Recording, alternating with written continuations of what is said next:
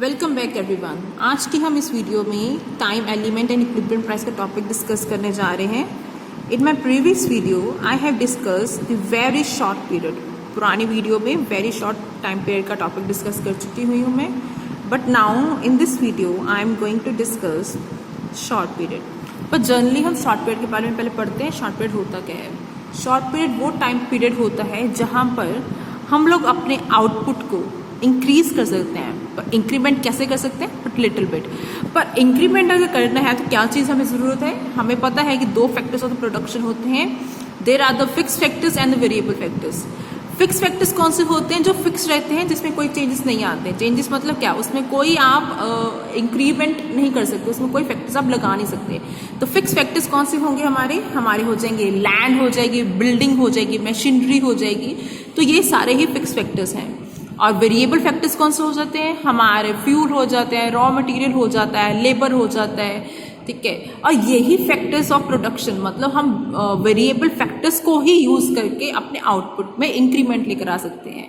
We know that in the short period हमारा जो fix factor होता है वो फिक्स्ड होता है, उसमें वो हम यूज़ नहीं कर सकते, क्योंकि शॉर्ट पीरियड वो टाइम पीरियड बहुत थोड़ा होता है और उसमें हम अपने फिक्स फैक्टर यूज़ करके आउटपुट को इंक्रीमेंट नहीं कर सकते, आउटपुट में इंक्रीज नहीं कर सकते।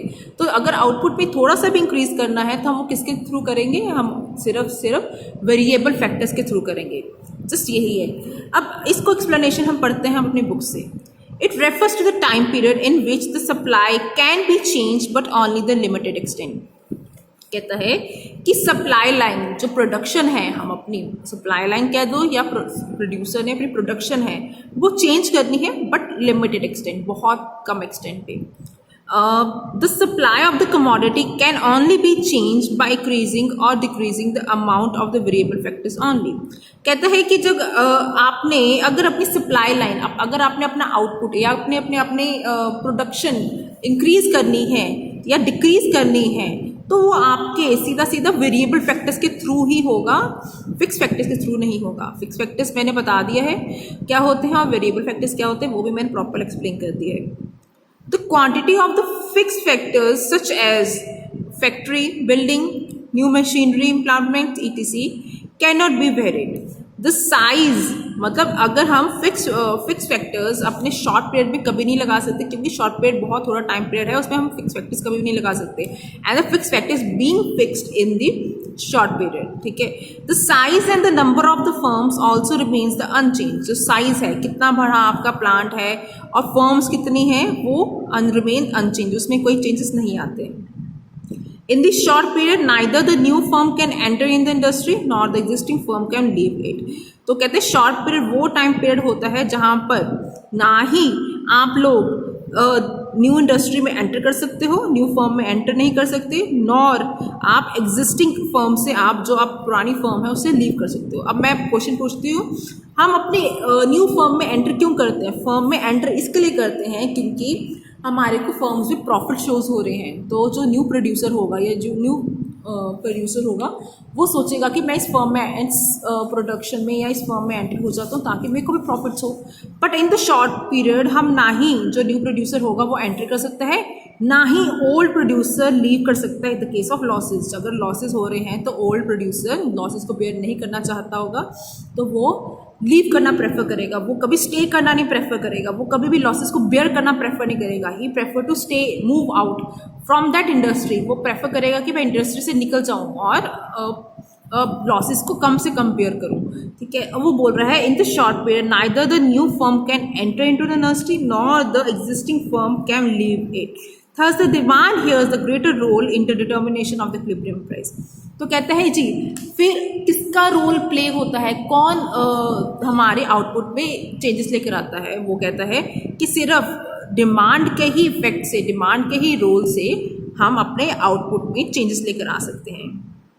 जैसे कि अगर डिमांड मेरा इंक्रीज कर रहा है, डिमांड कंज्यूमर जो है वो कमोडिटी को ज़्यादा मांग रहे हैं, इन शॉर्ट पीरियड मैं अपने थोड़े वेरिएबल फैक्टर्स को यूज़ करूँगी और अपने थोड़े आउटपुट में इंक्रीमेंट ले आऊँगी, आउटपुट में इंक्रीज कर दूँगी। जस्ट यही है कहता कि अगर आपका डिमांड का ही रोल प्ले करता है आपके आउटपुट को इंक्रीज करने में या डिक्रीज करने में। However, the effect of the supply of the equilibrium price here is more than is more then in the short period. जो इफेक्ट है वो है बट लिटल है और वेरी शॉर्ट पीरियड से ज़्यादा है। तो हमारा यहाँ पर मेन रोल किसका होगा, डिमांड का, और थोड़ा इफेक्ट्स किसके होंगे, हमारे सप्लाई लाइन के, कि जो वेरी शॉर्ट पीरियड की सप्लाई होगी। आगे वो बोल रहा है the relative effect of the demand and supply on the price under the short period is been illustrated with the help of the following diagram. तो कहता है ये effect of the demand and supply का जो illustration हम कर रहे हैं ये डायग्राम के थ्रू आपको रिप्रेजेंट करेंगे। As we have discuss that there are the two main axis, दो एक्सिस होते हैं, which is y axis and x-axis. Along the y-axis I represent prices and along the x-axis I represent the quantity. तो x axis पे मैं quantity mention कर रही हूँ, अपने y एक्सिस पे मैं अपने प्राइसेस मेंशन कर रही हूँ। पर अब इसको बनाने से के लिए हम शॉर्ट पीरियड सप्लाई कर्व बनाने लगे हैं, तो पहले हम very short period supply curve बनाएंगे। तो in a previous video I have discussed that the very short supply curve जो होती है वो परफेक्टली इनइलास्टिक होती है, that mean it is a parallel to the Y axis. तो ये मेरी कौन सी कर्व होगी, very short period supply curve. ठीक है जी। अब उसने बोला है, आपने एक्सप्लेनेशन में अपने पढ़ा है कि जो भी चेंजेस आएंगे वो किसके थ्रू आएंगे, डिमांड कर्व के थ्रू। तो हम यहाँ पर दो डिमांड कर्व बनाएंगे। The original demand curve is known as d d, original demand curve को क्या बोलेंगे, d d, and the increase in a demand curve को क्या बोलेंगे, D1 D1। तो ओरिजिनल डिमांड कर्व क्या है मेरा डी और डिमांड कर्व अगर इंक्रीज हुआ इसको बोलेंगे D1। अब ये देखो ये डिमांड कर्व आ गई और ये सप्लाई कर्व है।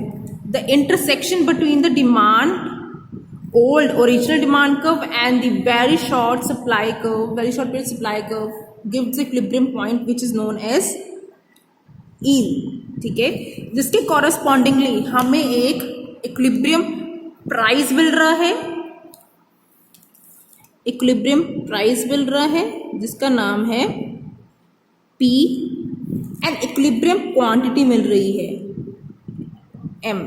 बीइंग द परफेक्टली इनइलास्टिक, तो वेरी शॉर्ट सप्लाई पीरियड जो होगा, वेरी शॉर्ट पीरियड जो होगा सप्लाई कर्व है वो परफेक्टली इनइलास्टिक है, और जो हमारी क्वांटिटी होगी वो रहेगी हमेशा फिक्स्ड और उसमें कोई चेंजेस नहीं आएंगे। इधर you use the fixed factor और यूज द वेरिएबल फैक्टर्स, कोई भी फैक्टर यूज कर लो। वैसे वेरी शॉर्ट पीरियड में हम कोई फैक्टर्स यूज कर ही नहीं सकते। क्यों नहीं कर सकते, क्योंकि यहाँ पर दोनों ही फैक्टर्स के होते हैं फिक्स्ड होते हैं। तो वेरी शॉर्ट पीरियड अगर हम दोनों भी फैक्टर्स यूज कर लें तो हमारे आउटपुट में कोई चेंज नहीं आएगा, क्योंकि हमारे वेरी शॉर्ट पीरियड में दोनों फैक्टर्स फिक्स्ड होते हैं। अब जो भी चेंजेस आएंगे वो किसके थ्रू आए हैं, वो डिमांड कर्व के थ्रू आए हैं। अब आपको मैंने यहाँ पर बताया है the intersection between very short period supply curve and the increase demand curve gives the equilibrium point which is known as E1। तो उसके कॉरस्पॉन्डिंग हमें इक्विलिब्रियम प्राइस मिल रहा है जिसको हम बोलेंगे P1। ठीक है जी, ये हमें कौन सा प्राइस मिला है, इसको हम बोलेंगे P1। अब हम क्या बोलेंगे, अब हम एक कर्व निकालेंगे, शॉर्ट पीरियड सप्लाई कर्व निकालेंगे जो हमारी निकलेगी फ्रॉम द इक्विलिब्रियम पॉइंट, इसी इक्विलिब्रियम पॉइंट से निकलेगी, इनिशियल इक्विलिब्रियम पॉइंट से निकलेगी और ये कट होके जा रही है इंक्रीज डिमांड कर्व को। तो यहाँ पर हमारा शॉर्ट पीरियड सप्लाई कर्व निकला ये। अब यहाँ पर the intersection between the demand curve and the short period supply curve gives the equilibrium point E। ठीक है जी। अब वो बोल रहा है द इंक्रीज डिमांड कर्व और intersection between the short period supply curve gives the equilibrium point which is known as E2। तो E2 के कॉरस्पॉन्डिंग हमें फिर क्वांटिटी कितनी मिल रही है, उसके हमें क्वांटिटी मिल रही है, उसका नाम है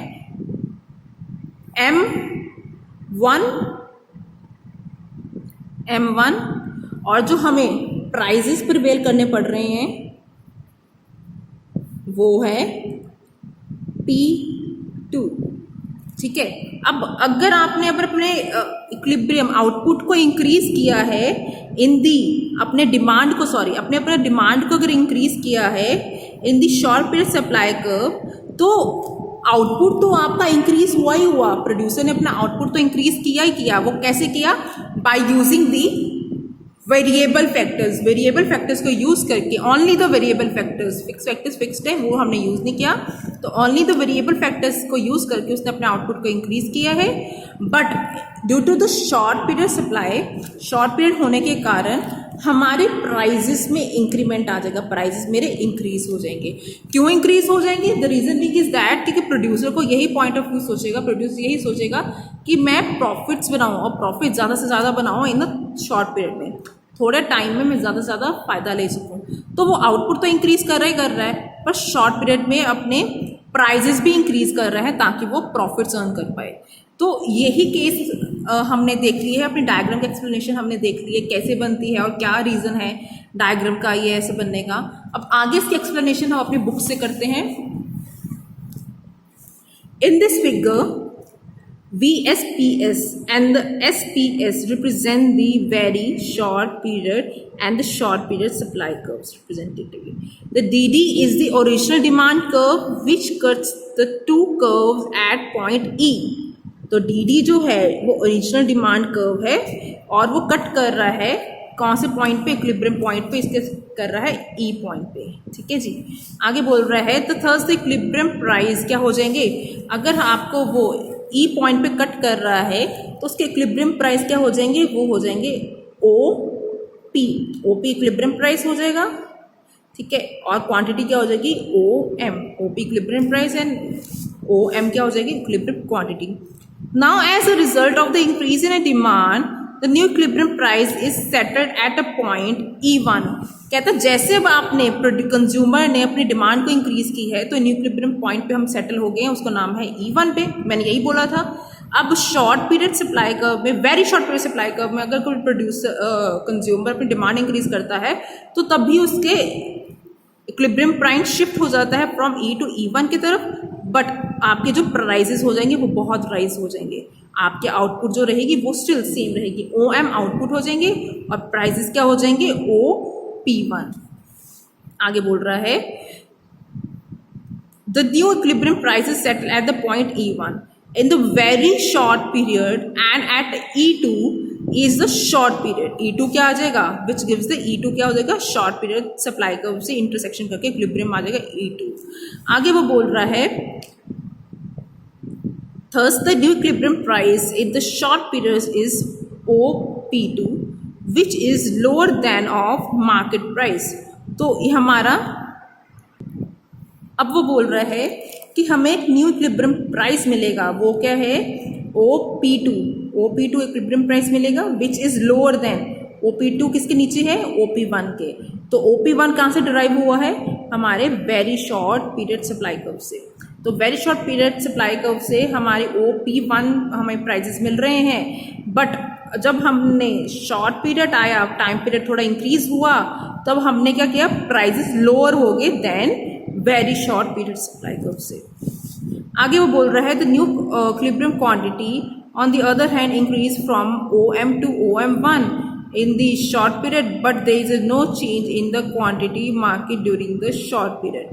As a consequence of this, the short period price is lower than the market price. तो क्या हो जाएगा? शॉर्ट पीरियड प्राइस क्या हो जाएंगे? हमारे कम हो जाएंगे मार्केट प्राइस से। अब बस वो यही बोल रहा है कि अगर आपने शॉर्ट पीरियड सप्लाई कर्व निकाला है तो आपके जो आउटपुट है, जो आपकी क्वांटिटी है, वो इंक्रीज हो जाएंगे फ्रॉम OM टू OM1, इतना इंक्रीज हो जाएगा। But your prices would increase. और किसके लोअर होगा? इंक्रीज तो होगा ओरिजिनल से, OP ओरिजिनल है, ओरिजिनल से इंक्रीज होगा OP2, but it will be the lower than the जो हमने निकाला था वेरी शॉर्ट सप्लाई कर्व के टाइम पे, जो हमने निकाला था प्राइजेस OP1, ठीक है ना, उससे लोअर रहेगा। तो यही एक्सप्लेनेशन है, यही कंसेप्ट है हमारा शॉर्ट पीरियड सप्लाई कर्व का।